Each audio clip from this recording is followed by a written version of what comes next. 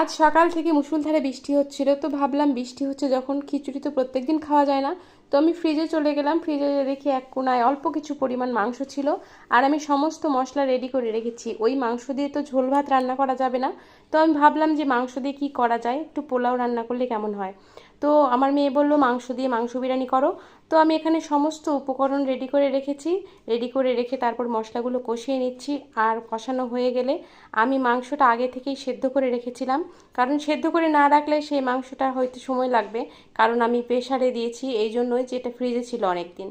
তো আমি এখানে সেই সেদ্ধর জল শুদ্ধ আমি দিয়ে দিলাম। তারপর এটা নাড়াচাড়া করে নিলাম। নাড়াচাড়া করতে করতে এটা যখন আমি দেখবো যে তেলটা ছেড়ে আসছে, তখন আমি একটু লবণও দিয়ে দিয়েছি। কারণ লবণটা আমি আগেও দিয়েছিলাম অল্প পরিমাণ, যেহেতু সেদ্ধর সময় লবণ না দিলে মাংসের মধ্যে লবণটা যাবে না। পরে দিলাম যাতে পরে আর দিতে না হয়। তারপর যে চালটা আমি রেখেছিলাম ধুয়ে, সেই চালটা আমি দিয়ে দিলাম।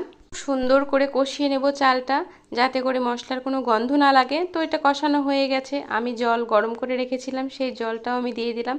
আর পোলাও হোক কিংবা খিচুড়ি হোক, জল গরম করে রাখলে অনেক ভালো হয়, খাবারটাও বেশ ভালো হয় এবং সেটা খুব তাড়াতাড়ি ফুটে ওঠে।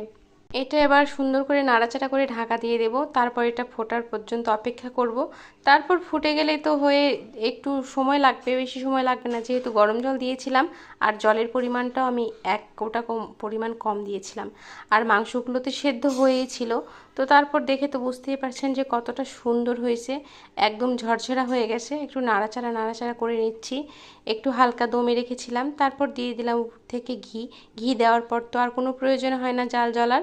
আমি এটা বন্ধ করে দিয়েছি গ্যাসটা। এবার এটা নাড়াচাড়া করে সুন্দর করে আবার ঢাকা দিয়ে রাখবো। তো অনেক সুন্দর মজার খাবার করতে অনেক কিছু লাগে না, বাড়িতে কিছু থাকলেই সেটা দিয়ে তৈরি করে রাখা যায়। আর আমার মেয়েরা এই সমস্ত স্পাইসি খাবার এত পছন্দ করে, কি বলবো। আমার একটু সাদা ভাত হলেই চলে যায়, কিন্তু আমার মেয়েরা অনেক পছন্দ করে। সঙ্গে একটু ঘন ডাল, আর কি লাগে। Tata and take care.